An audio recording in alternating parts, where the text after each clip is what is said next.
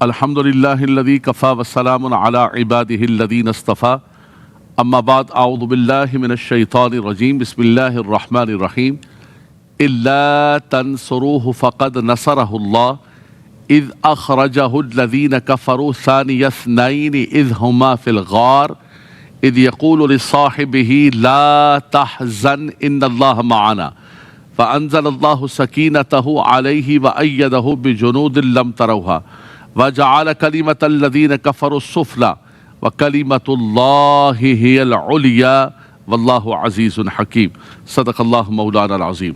حمد و ثنا کے بعد حضرات گرامی، اللہ تبارک و تعالیٰ کا پاکیزہ کلام کتاب لا ریب فیہ صحیفہ رحمت میرے سامنے کھلی ہوئی ہے، اور سورہ توبہ کی آیت نمبر 40 میں نے آپ کے سامنے تلاوت کی ہے۔ اس مبارک آیت کے اندر اللہ تبارک و تعالیٰ نے اپنے محبوب علیہ السلام کے سفر ہجرت کو ذکر فرمایا۔ آقا دو جہاں صلی اللہ تعالیٰ علیہ وسلم نے جب اعلان نبوت فرمایا، 40 سال کی عمر میں اظہار نبوت فرمائی اور دعوت اسلام آپ نے دینی شروع کی، تو کفار نے ستانا شروع کیا، سازشیں شروع کی۔ آقا دو جہاں صلی اللہ تعالیٰ علیہ وسلم، آپ کے صحابہ کرام اور آپ کے آل بیت اطہار پر طرح طرح کے مظالم کرنے لگے۔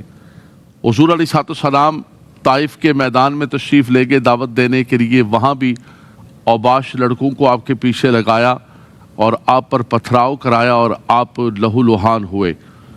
پھر مکہ مکرمہ میں تشریف لائے، آپ پر جو ہے شیب ابی طالب کے اندر آپ کے خاندان کو سب کو محصور کیا گیا، سجدے کی حالت میں آپ پر اوجری ڈالی گئی، طرح طرح کے ظلم و ستم ڈھائے گئے۔ پھر اللہ تبارک و تعالیٰ کے حکم سے صحابہ کرام ہجرت کر کے پہلی ہجرت اول حبشہ کی طرف سیدنا عثمان غنی رضی اللہ تعالیٰ عنہ اپنے گھر والوں کے ساتھ اور دوسرے صحابہ کرام نے ہجرت فرمائی۔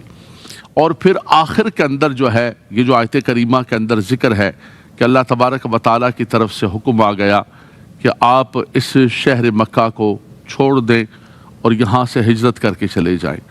حالانکہ آقا دو جہاں صلی اللہ علیہ وسلم اس شہر سے بڑی محبت فرمایا کرتے تھے، یہ حضور علیہ السلام کا مولد تھا، محبت وحی، اور یہیں پر حضور علیہ السلام کا بچپن گزرا، جوانی گزری، 40 سال کی عمر میں یہیں پر اعلان نبوت فرمایا۔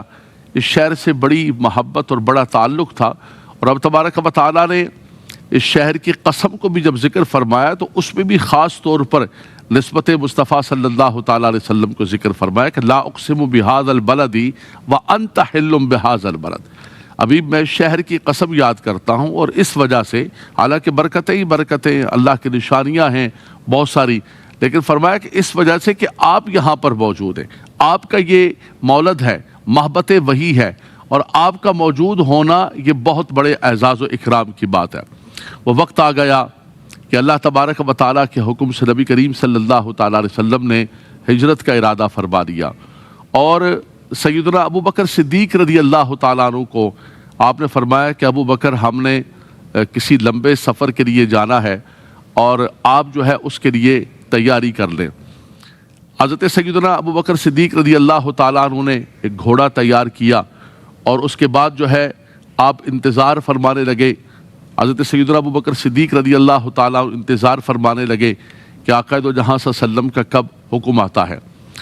اللہ کے نبی صلی اللہ تعالیٰ علیہ وسلم نے سیدنا ابو بکر صدیق رضی اللہ تعالیٰ عنہ کو اعتماد میں لیا، ان کو تیار کیا اپنے اس بہت بڑے سفر کے لیے، اپنی معیت میں اور رفاقت کے لیے جس ذات کا انتخاب کیا وہ ذات ابو بکر صدیق رضی اللہ تعالیٰ عنہ۔ تبھی آج خطیب جب ذکر کرتے ہیں تو کہتے ہیں افضل البشر بعد الانبیاء بالتحقیق ابی بکر صدیق رضی اللہ تعالیٰ عنہ۔ جمعے کے خطبات کے اندر جب آقا دو جہاں صلی اللہ تعالیٰ علیہ وسلم کے بعد نام لیا جا ہے تو وہ سب سے پہلے خلفائے راشدین میں سے، حضور کے صحابہ میں سے سیدنا ابو بکر صدیق رضی اللہ تعالیٰ عنہ کا نام نامی اس میں گرامی ذکر کیا جاتا۔ تو حضور علیہ السلام نے اپنی اس سفر کی رفاقت و معیت کے لیے آپ کا انتخاب کیا۔ دوسرا انتخاب فرمایا نبی کریم صلی اللہ تعالیٰ علیہ وسلم نے، چونکہ حضور کے پاس آل مکہ کی بہت ساری امانتیں موجود تھے، آل مکہ اپنی امانتیں آپ کے پاس رکھوایا کرتے تھے. ہم آپ کی نبوت اور رسالت کو تو نہیں مانتے ہیں، لیکن یہ کہ آپ صادق الوعد الامین ہیں. آپ جو کہتے ہیں وہ سچی بات کہتے ہیں، اور اگر کوئی آپ کے پاس امانت رکھوائے تو اس امانت میں ہی کرتے. اللہ اکبر. تو حضور علیہ السلام کے پاس آل مکہ کی بہت ساری امانتیں موجود. تو مولا کائنات علی المرتضیٰ شیر خدا کرم اللہ تعالی وجہ الکریم، سبحان اللہ، آپ کا انتخاب ہوا ایک دوسرے کام کے لیے. فرمایا کہ علی یہ لوگوں کی امانتیں واپس کر کے اور آپ نے بھی آ جانا ہے. مولا کائنات علی المرتضیٰ کرم اللہ تعالی وجہ الکریم فرماتے ہیں، حضرت فقیہ ملت مفتی جلال الدین امجدی رحمۃ اللہ تعالی علیہ نے لکھا ہے، آپ فرماتے ہیں کہ مجھے پتا تھا کہ آج حضور علیہ السلام کا جو بستر ہے یہ پھولوں کی سیج نہیں ہے بلکہ یہ مقتل بنا ہوا ہے، کیونکہ حضور علیہ السلام کے گھر کا محاصرہ کفار نے کر لیا تھا، اور انہوں نے حضور علیہ السلام کے سر کی قیمت 100 اونٹ لگا دی تھی کہ جو حضور کو نعوذ باللہ شہید کرے گا اس کو 100 اونٹ دیے جائیں گے. فرماتے ہیں کہ جب نبی کریم صلی اللہ علیہ وسلم نے فرمایا کہ علی یہ میرے بستر پر سب چادر لے کے سو جاؤ اور صبح سب کی امانتیں واپس کر کے آ جانا. فرمایا کئی راتیں بستروں پر سوئے ہوں گے، لیکن وہ رات بھی بڑی عجیب رات تھی. بظاہر وہ بستر مقتل تھا، لیکن چونکہ میرے آقا صلی اللہ تعالی علیہ وسلم نے فرما دیا تھا تو مجھے حضور کے قول پر اتنا یقین تھا کہ پہاڑ اپنی جگہ سے ہٹ سکتا ہے، درخت ہٹ سکتے ہیں، لیکن مصطفیٰ کا قول نہیں بدل سکتا ہے. مصطفیٰ کا قول ایسا تھا کہ جیسے لا تبدیل لکلمات اللہ، جیسے اللہ تبارک و تعالیٰ نے، اس لیے کہ ان کا قول وحی الہی ہوتا ہے جی. وما ينطق عن الهوى ان هو الا وحی یوحی. فرمایا وہ تو اپنی طرف سے کچھ بولتے ہی نہیں، وہی بولتے ہیں جو رب تبارک و تعالیٰ کا ارشاد ہوتا ہے.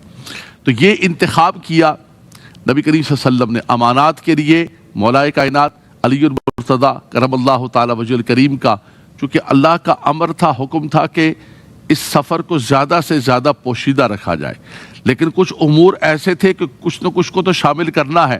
تو شمولیت کے لیے اللہ تبارک و تعالیٰ نے ذات ابو بکر کا انتخاب کیا اور ذات علی المرتضیٰ کا انتخاب کیا. سبحان اللہ سبحان اللہ. اور اس کے بعد نبی کریم صلی اللہ علیہ وسلم نے فرمایا کہ ابو بکر تیار ہو. کہ یا رسول اللہ صلی اللہ علیہ وسلم، میں تو اس رات سے تیار ہوں جو پہلی مرتبہ آپ نے کہا تھا کہ ہمیں کسی لمبے سفر پر جانا ہے.